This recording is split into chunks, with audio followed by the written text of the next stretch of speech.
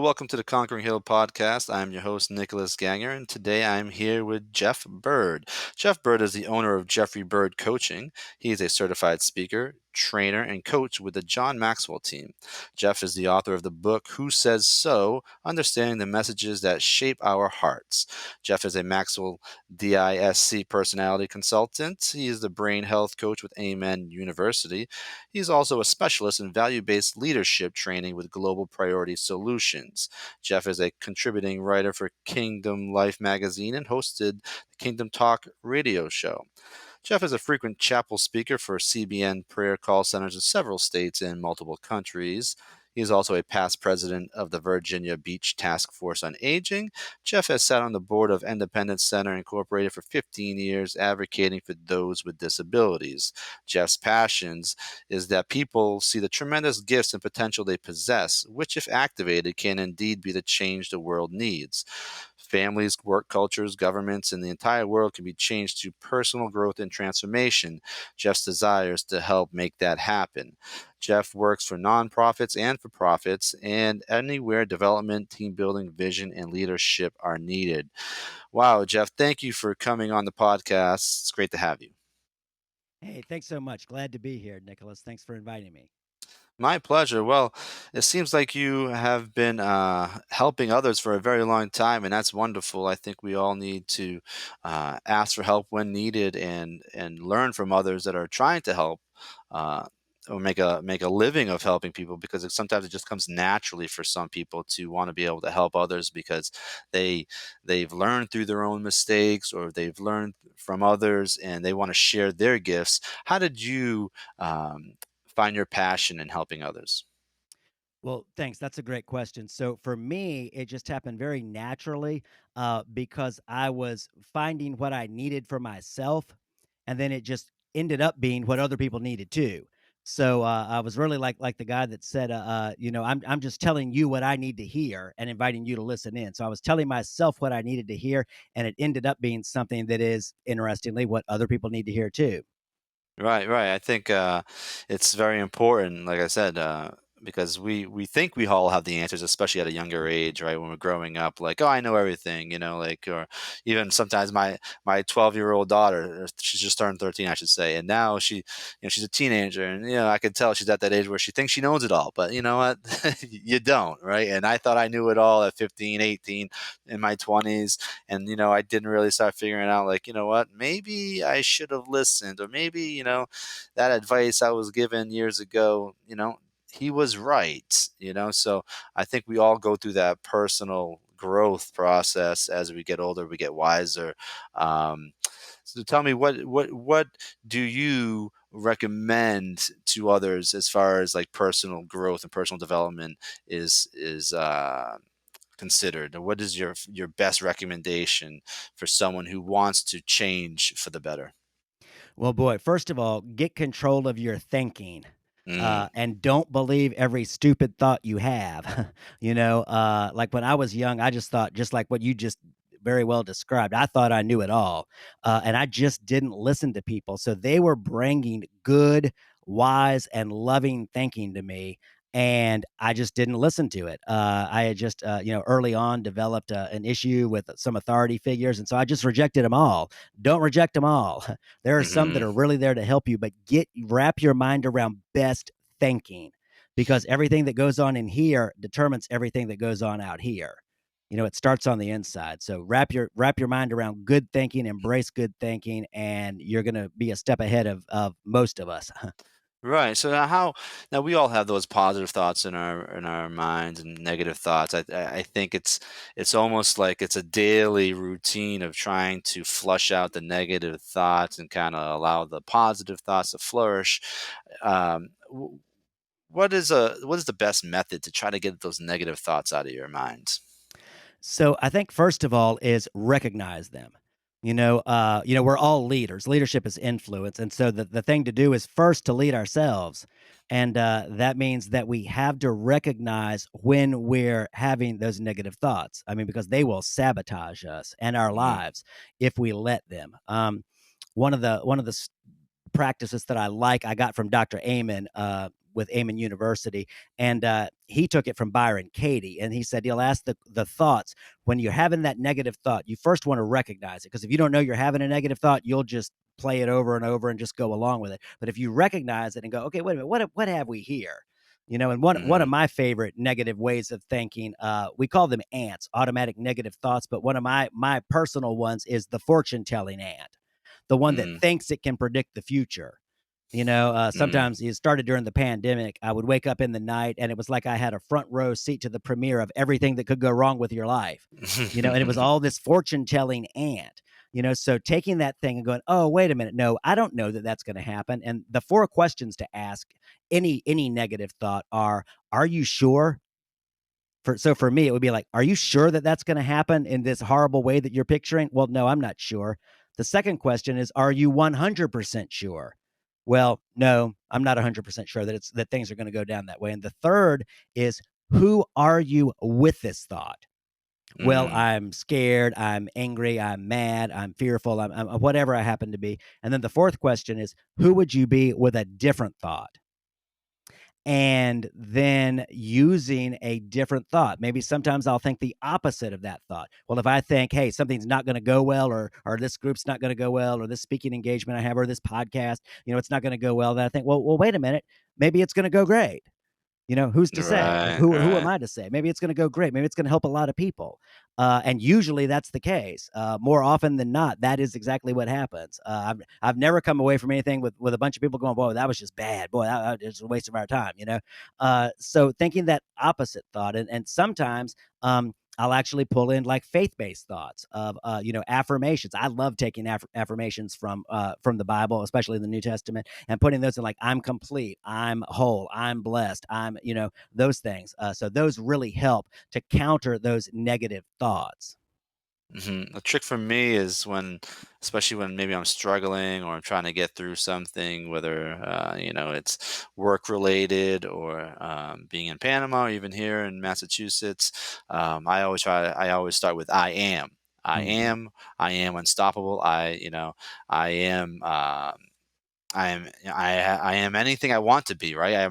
I'm anything positive, right? But I usually use the one I am unstoppable. That's when I'm trying to go Mm. like complete beast mode, especially if I'm working in a restaurant, and it's busy, I'm in the kitchen and it gets intense and I'm just trying to just flip the switch in a little in a sense, right? Because you can, depending where you are, what you're doing, you can be overwhelmed with certain things, right? Mhm. Life can do that to you, and I kind of try to flip it on the switch. I'm like, I can handle this. I'm strong enough. I can do this, right? So not always just strong enough physically, but also mentally and emotionally to be able to handle what is coming your way.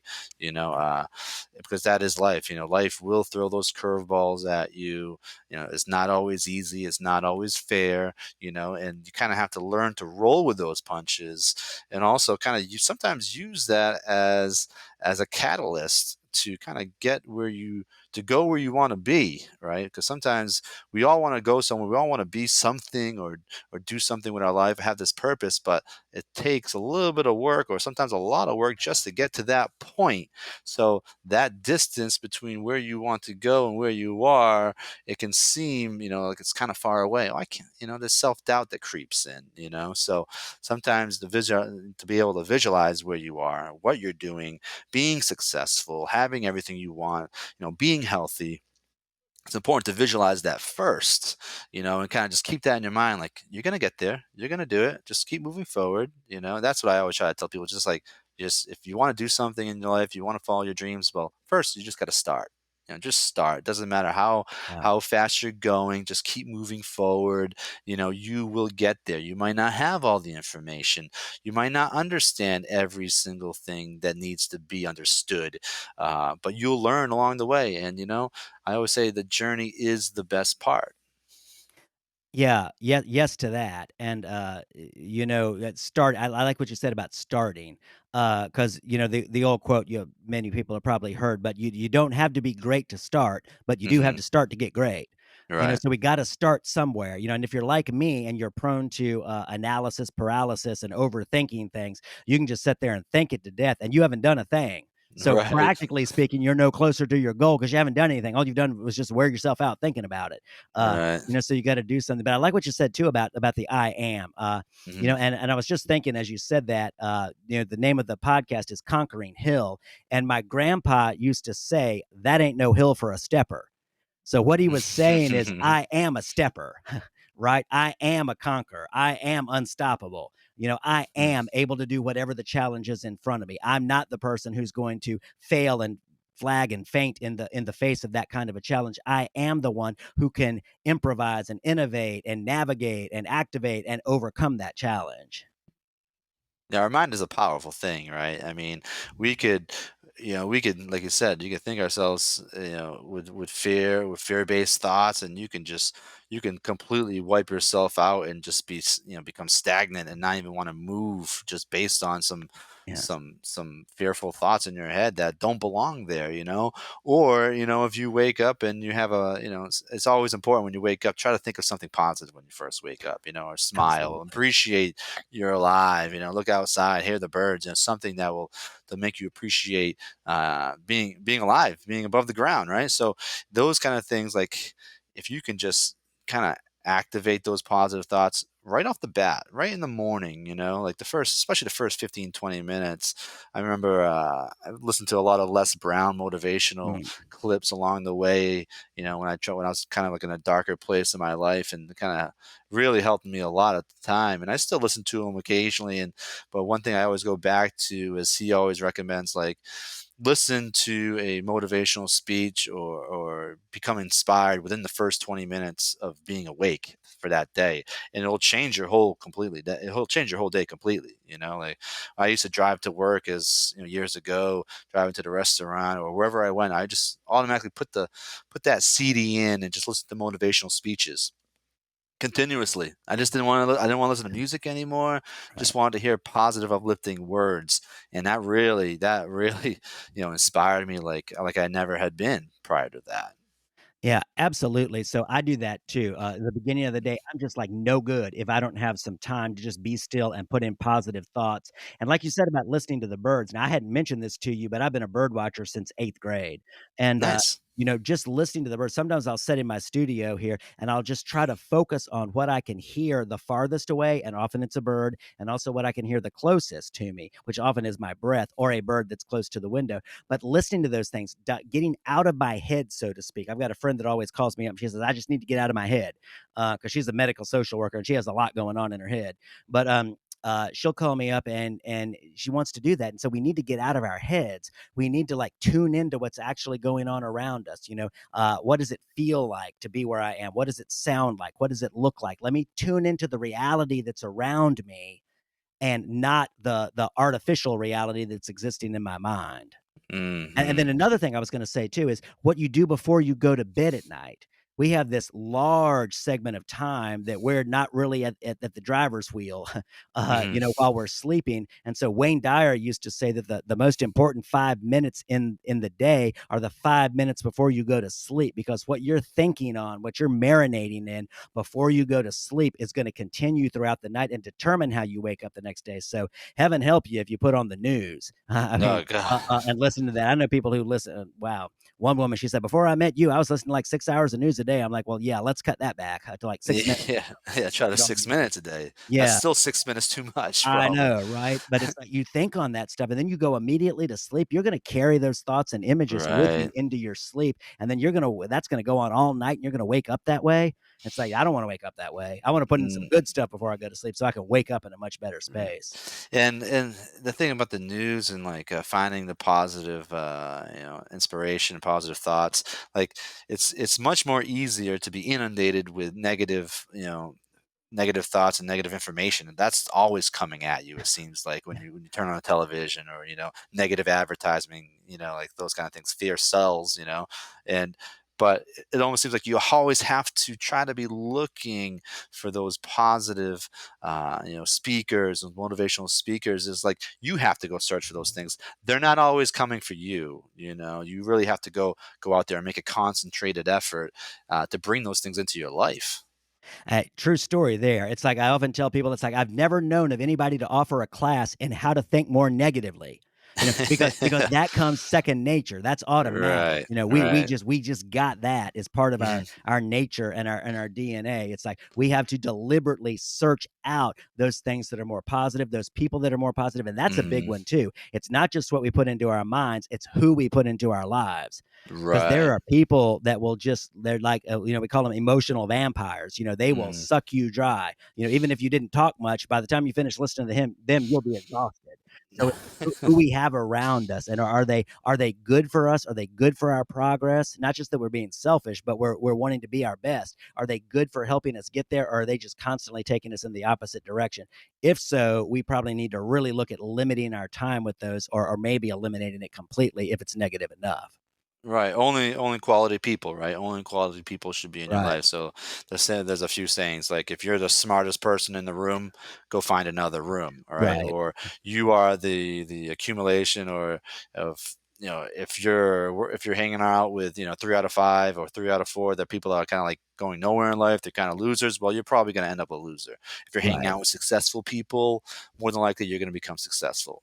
So that is very important. And growing up along the way, I've experimented with, partying and using drugs and all that kind of stuff, and with my friends. And as time grew on, I wasn't into that as much anymore, or certain things like, which was a great thing because there's people along the way that I hung out with Mm. that unfortunately had passed due to experimenting with, heroin and Oh, wow. fentanyl and Wow. cocaine and all that kind of stuff. I can count them with two hands, that I went to school with, that I graduated with, Mhm. that a lot of people that I know that partied with along the way, and some people will have a difficult time leaving that type of life, when I was, in the early 20s and 18, 19, 20 years old, yeah, I'd love to, go out, drink with friends and, party a little bit and experiment because those at that time it was fun to get, all messed up, all screwed up, but now looking back at it, like, man, I can't believe I did some of those things.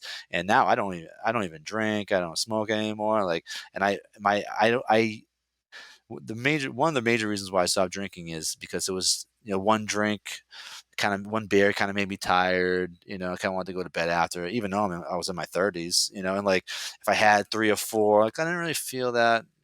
I didn't feel 100% the next day, but if I had more than that, I've had like, six pack or something, and I'm hung over the next day. I'm like, Right. I don't want to waste a day like this anymore. Why would I do this to myself? I wake up, I don't feel good. I got kids, they're 2, 3, 4 years old, and I gotta tend to them. Like, this is not where what I want to do with my life. So I think it's important to kind of take stock where you are in life and what you're doing. So if you're still practicing those habits those habits in life where it was fun at one point to have a few drinks and party with your friends, because in a sense majority of the youth do that. It's almost like a rite of passage. As you get older, you're supposed to party. Well, maybe you're not. Maybe you're not supposed to really party like we kind of think we see on movies, or frat parties and colleges. It's good to, I guess, experience that in a sense. But if you continue down that path and you kind of use it an excess amount of those things, there's no turning back. You could really have some big problems, and there's certain things you can't go back on. There's certain events that might happen that you'll never be able to change. You get even as an adult, drinking and driving, get a DUI, depending on what Right. state you are. In Arizona, it's automatic jail time. In Massachusetts, you're looking at fines, thousands of dollars. Why would you do that to your life? It's not even worth the risk anymore. Like, why? Now, granted, when I was younger, how many times have I had a drink and drove? Yeah, I did it plenty of times. I'm a huge culprit. But looking back on it now, like as we move forward in life, it's important to kind of take a look and make sure you're still not doing those things. And especially if you're still hanging around with people that are still doing those things, you haven't really changed. You haven't really evolved yet. And you're supposed to change throughout your life. It's difficult to change. It's difficult to evolve throughout life. But that happens. You're supposed to. That's what life is: changing and evolving and growing and becoming a better person, not going backwards or being stuck. And I know sometimes society doesn't necessarily always help with that progress. Or putting on the news, for example, they're not going to help you get better in anything. All right, they're going to give you they're going to try to promote and advertise all these particular medicines because there's something wrong with you. You need to take this, you need to take that. And, so instead of trying to live naturally and becoming one with the earth, which I recommend for anyone to do, right? Get your hands in the dirt and start Mhm. gardening, drinking more water, getting more sun, just enjoying nature. Right. Yeah, I agree with that. I just read an article recently about the what it actually does for you when you put your hands in the dirt. That it actually stimulates dopamine in your brain and other good chemicals. So it's not only fun to go do gardening or something like that, it's actually healthy for you too. But yeah, talking about the addictions, and I've always had a very addictive personality, but I stopped drinking almost 3 years ago. And it wasn't that I made some big effort to do it. It just kind of grew out of it. I think most of us who have been down that road wish that we had the time and the money back that we spent on it. Right. And but it was like one weekend, and I was out at the beach, and somebody asked me if I wanted a glass of wine, and I was like, "I actually think I'm okay."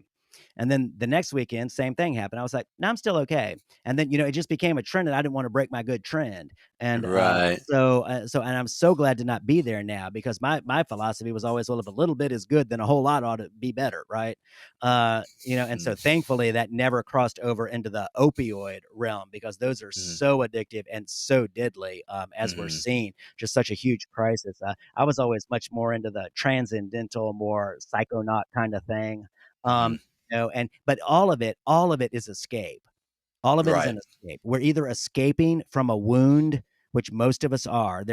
I haven't met anybody who has not had some sort of a wound that came early in life. It could be rejection, it could be abandonment, it could be an abuse, it could be something. But almost everybody that I've ever met, I think probably I could say all everybody is carrying some sort of a wound, and so those things are an easy way to escape that. It's like you can get out of that, realm, of hurt, and I understand why people get addicted to things. It's because it's a lot of work going uphill. Gravity's Yeah. against you all the way, Right. and it Right. doesn't take anything to roll downhill because gravity's with you, but it takes a lot of work to move uphill, and, so that's I get that, and I get for somebody who's gone downhill a long ways and they're addicted, why it's so hard to get out of it because it's like, "Oh my gosh, there's so much ground that I've gotta make up, and I'm gonna have so much work ahead to do," but it is possible. Better is possible. I've got a friend, and that's actually his email is, better is possible at, and I think, "Oh, that's just great," and, he teaches values all over the world, but better's possible. You don't have to start by doing all these great changes, just a step in the right direction. Just a Right. step in the right direction. I've got a friend that's trying to quit smoking cigarettes, and her doctor said, "Okay, instead of just telling yourself that you smoke a half a pack a day and maybe you smoke a pack or 2 packs, lay out the 10 cigarettes. Okay, and then the next week cut it back to 9, and then the next week cut it back to 8, and the next week cut it back to 7." So don't try to just go cold turkey because you're probably not gonna succeed, but start scaling it back. Start scaling it back. And Mhm. just taking steps in the right direction. Spend some time with somebody who you admire, who's inspirational, who you want to be like. Because a lot of us, like you said, it's the average of the people around us. Do you want the average success of the five closest people that you spend time with? Do you want their average success? It reminds me of a story. That Tony Robbins told. And there was a guy that came up to him after a conference, and he was a millionaire. He had his own business. He was doing pretty good. But he came to Tony and he said, "Tony," he said, I just know there's more. He said, "I'm doing all right."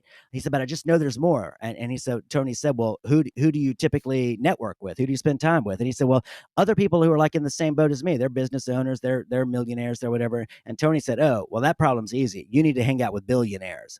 Mhm. Is that if you want to grow from where you are, you've got to start spending time with people who are ahead of you in the direction you want to go.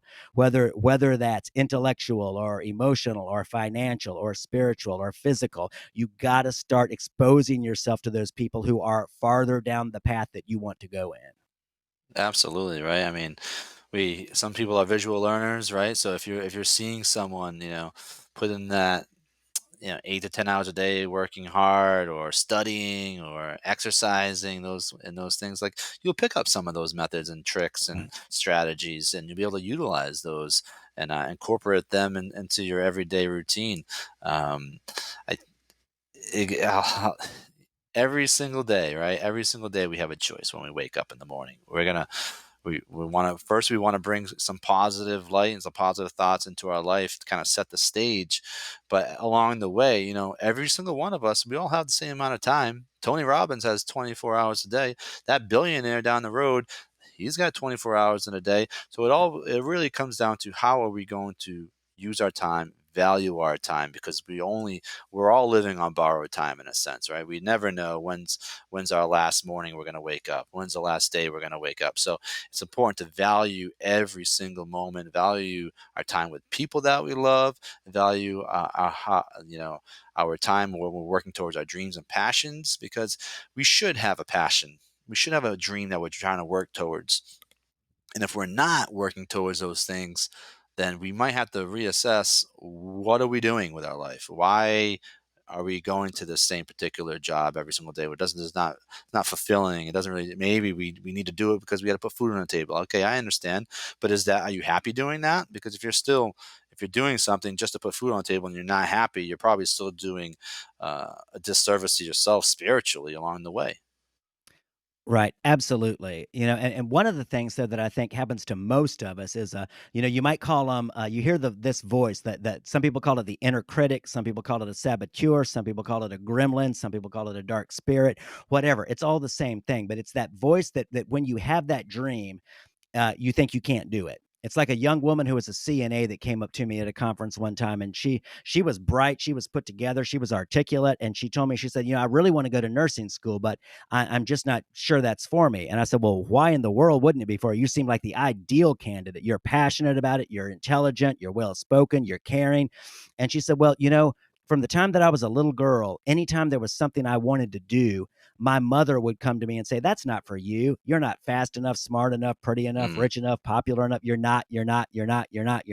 So that's how that voice got into her mind. So whenever there was something she wanted to do, she would constantly, that saboteur, the judge is a saboteur that all of us know. That's a universal saboteur. Is all of us have heard that voice of judgment. You're not always pointing the finger at you, or the other people aren't, you're not, they're not, and your circumstances aren't, right? We all hear that. So she would always hear that whenever there was something she wanted to do. And I think most of us are like that. So getting out of our own way, hmm. getting past that to go, no, I'm going to move in this direction of my dreams and of my passion, regardless of what I hear on the inside that says it's not for me or that says I can't. I'm just going to ignore that and I'm going to keep moving forward. That's why George Burns said, 80% of success is showing up. Right. Actually taking that step out the door. And like this morning, there was a group I went to, hadn't been there in a long time. I used to be the president of it, but I hadn't been there in a long time, but I rejoined it. And I was kind of nervous, actually, to be honest with you, going out the door and going there. I told my wife that. I was like, I used to go to these all the time, and now I'm kind of afraid of it, actually. But I went there and people ran up to me. I mean, literally ran, like I was a long lost friend, booked me to speak to the group and came up to get my cards. They'd heard me speak at other places. And I'm like, wow, this is amazing. So I messaged my wife and I said, wow, this was really a boost. I'm so glad you encouraged me to go to this. But so, on the other side of fear is, who knows what good is there on the other side of fear, or what benefit or blessing to you or to other people are going to come from that. It's just going, okay, I'm not going to listen to that voice of fear, I'm not going to listen to that voice of doubt, I'm going to do this anyways, and I'm going to move forward with it. Right, stepping outside of your comfort zone, that's what true growth is, and that's where the magic is too, Yeah. like because you're doing things like you've never tried before, you've never done before, for the most part, and you learn a little bit about yourself, and it creates that confidence that we all need. We all need self confidence. I'm not arrogance, but you need confidence in life to kind of, you know, allow it to help you like kind of like drive yourself through the fear, drive yourself through whatever needs to be done in that respect. And going back to what you're saying about the negative voices in your head, or close ones instilling in you like you can't do this, you can't do that, usually that is where you hear those negative things, like the people that you love and you trust the most, and the people that you respect and admire. If you tell them your big idea and they shoot it down and they say, nah, that's not going to work, you can't do that, you're more apt to believe that, and then you just stop in your tracks right there because you believed their opinion about your big idea. So sometimes it's even better if you have a great idea and you're passionate about something, you know what, don't even tell anyone, just keep it to yourself. Sometimes that's even the better, because then no one's going to put that negative you know thought in that negative seed in your brain, and you're just going to keep moving forward, knowing that I love to do this, I'm passionate about this, I know I can do this, and I'm just going to go out and do it every single day because that's how I want to live my life. So if you allow someone else to kind of, change your direction of where you really want to go, and you don't really want to go that way, but they're kind of pulling you in that direction, in the end you're probably not going to be happy, and you're only doing that or trying to make someone else happy. And in the end, it's good to help others, don't get me wrong, but like if you're trying to, if you're going to live your life trying to make others happy, you're missing out. You're missing out. Yeah, and the other thing is getting something, I think, from others. So I'm Hmm. thinking about when you're saying that, I'm thinking about why might I be telling other people things? And it might be because they're not just a dear friend that I want to share something with, but it's because I actually want affirmation from them Mm, to encourage that dream. So if I'm taking my need for affirmation to another person, then I'm just putting myself at their disposal, for whatever their thoughts are. I'm not going to rise higher than their level of thinking. Whereas if mm, I keep it to myself and I just work with whatever's on the inside, and the passion and the desires, the skills that are placed in me, then I'm not making myself subject. It's like they're like their mentality is like a cap on my potential. Whereas if I take that out of the way, then my potential could just go up however big I can believe for it. But one of the things that happens too, and I just saw this picture. I hadn't planned to do this, but is the thing that the master saboteur is the judge, and we all know that voice. So there's on one side there's the saboteurs, on the other side there's the sages, and I got this from the positive intelligence work by Shirzad Shamin, and the master sage is empathy. mm, And one of the things that he turned me on to is getting a childhood picture of yourself. Here's a little childhood picture of me, right? Taking a childhood picture of that and go, who would say to that guy, "Hey, you're not accepted. You don't belong. You can't do things. You're just kind of rejected." Who would do that? Well, I would. I don't know many other people that would, but we all talk to ourselves that way. And so empathy is the person is the one, the voice that gets rid of the judge. mm, I look at that kid and I go, "Oh, how cute, how adorable. Of course he can do whatever he sets his mind to, whatever in his heart, whatever skills and gifts he's been given. He can use those. He can make the world a better place through those." So the way we talk to ourselves and leading with empathy always overcomes the judge. I think about the judge and I think, well, how did that get into the world? And I go back to the story of Adam and Eve. And so hey, here's Eve. She's got this whole wide world at her disposal, all these wonders, all the majesty, the beauty, the everything else, and she listens to that voice that says, "Hey, there's this one thing you're lacking. mm, There's that one thing you don't have. You're not complete. You're not enough." You're not acceptable. You need to be better than this. And so she started doubting. She started doubting and she said, "Oh, I need this." And so she takes that. And then that's kind of gotten through all of us ever since then. We kind of inherited that. Oh, we're not enough. We need something else. We need something else. Look at the advertising. At the meeting I was at this morning, they said we get 10,000 advertising messages a day. And they're all telling us we need something. You'll be more mm. complete. You'll feel better if you have this. Well, no, not necessarily. Let's have some empathy towards where we are and towards the person we are and towards those desires that are in our hearts and the good we want to do, and lead with empathy towards ourselves and towards other people. The world is desperate for that these days, and we can start it with each one of us. Right. Absolutely. And that vibration that we create, living that in that way, we will attract others that are living in that way, right? So if we want to do phenomenal things in life, you know what? We will end up meeting people that are doing phenomenal things in their life, and we can combine forces and propel each other in exactly where we want to go, because sometimes in life, you know what, we could be the best at something, we could be the smartest at something, the most creative, but sometimes we do need that stepping stone or that boost from, be it, from someone else's inspiration or knowledge, or mentorship. We're not God, right? So we Right. need help along the way to become the best version of ourselves, and there's nothing wrong with that. That's how we learn, right? Through our own failures and actions, but also from others. If we can take uh, their failures and their recommendations along the way, we'll be better for it. Yeah, and the other thing to think of too is, sometimes we might know that we're having an impact, and other times we might be having an impact that we don't know about. Just Mm, by doing the right thing, we can move in that direction, and we think we're the only ones watching, and we find out later, hey, other people were watching. I had a young lady come up to me today that I didn't know from anybody. She was talking to me like she knew me, and I said, remind me where we met each other, where we know each other from. She said, oh, well, you were speaking at this conference and I was there and you said this and this and this. And I was like, really? I did? Okay, well, good for me.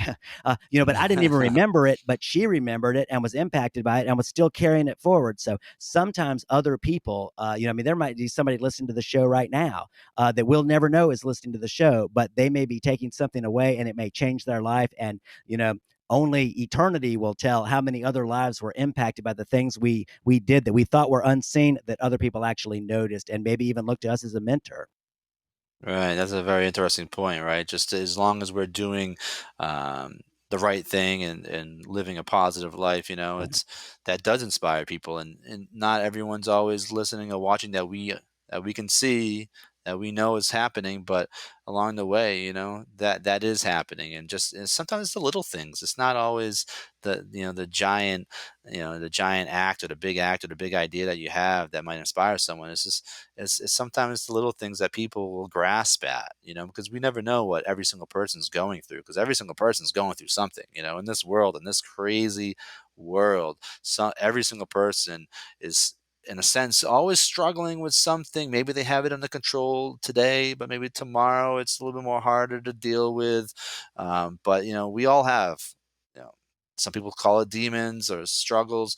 We'll all face those throughout our life, and so it's always important to treat each other kindly, treat each other how we want to be treated, because we never know what they're actually going through currently. Yeah, boy, I mean, just the people around, just the people we know. They may not be, the big name people or out there where everybody would know it, but just the people we know and the things that they're going through can be so inspirational. You made me think of a friend of mine, and she was born in India with total amelia, which, if you don't Mm, know, means she has no arms and no legs.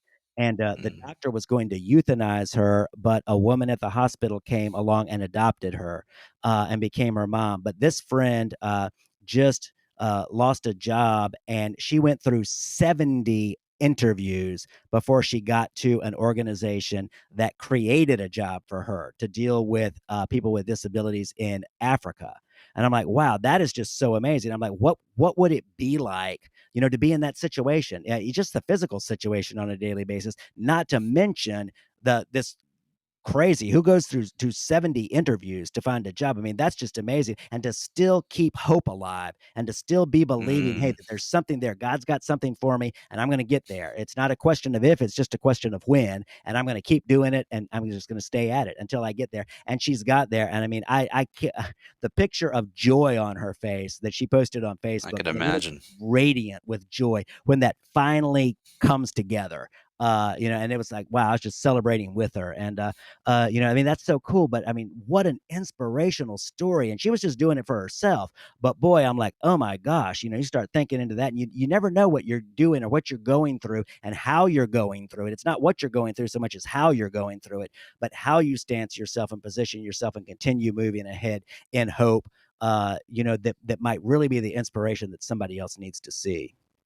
Right, right. I mean, it doesn't matter, like, what position or, at your particular job you have, or what you're doing with your life, or if you're a teacher, maybe you're a sports Yeah. coach, or whatever you're doing, um, you, even your children, right? You can inspire them without even knowing you are inspiring them, and it all goes back to living life the right way. Obviously we're going to make mistakes along the way. We're going to make bad choices. Okay. But you know what? If I made a bad choice and then, my children saw that bad choice that I made, but I was able to use that and turn it into a positive force in my life, they'll also understand that too. You know what? You know what? You made a bad choice, you made a mistake, but guess what? Now look what dad did. Look what mom did, right? So we can always turn around. We can always turn every negative into a positive throughout our life.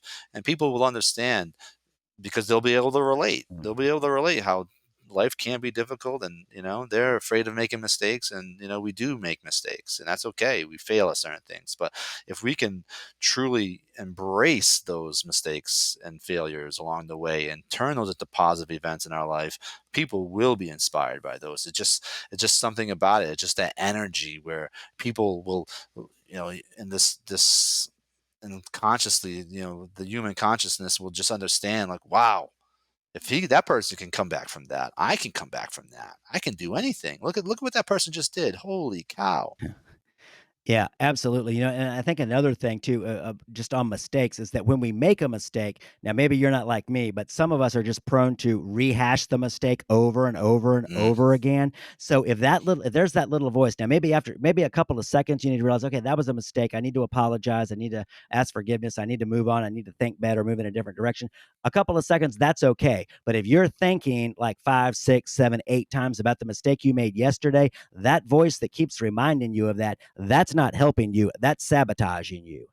mm, So we need to go, okay, have some, again, back to empathy, have that, and then move forward. Keep moving forward, going, okay, so that wasn't a good direction. That wasn't a good thought. That wasn't a good decision. But now let me find something that is, and move in that direction, and let it be, like you said earlier, it's kind of like a catalyst to move you towards the good. Use a mistake as a springboard to move in the other direction.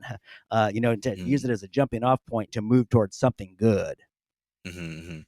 Yeah, absolutely, absolutely. Well, Jeff, you know what? Fantastic conversation with you today. I really enjoyed having you on and listening to your inspirational words. Hopefully, in the future, I can have you back on the podcast. But I want to thank you again for joining me today. Absolutely. Yeah, that sounds great. This was fun. Thank And you. where can the audience find you, Jeff? Okay, so they can look up the website at jeffbyrdcoaching.com, or they can reach out to me at jeff@jeffbyrdcoaching.com. And I'm going to give all the social handles, but if they look All for right. that, then they can link. If they go to the website or Mhm. email me, that's probably the best way to get in touch with me, and then that can link to everything else from there. All right. Excellent. Well, thank you so much, Jeff. Okay, absolutely. Thank you, Nicholas. Bye bye. Okay, take And if care. you would like to support the podcast, please visit Amazon.com and search Conquering Hill 50 writing prompts for a dream chaser. And also visit Etsy.com and search Conquering Hill for all our gear. Thank you.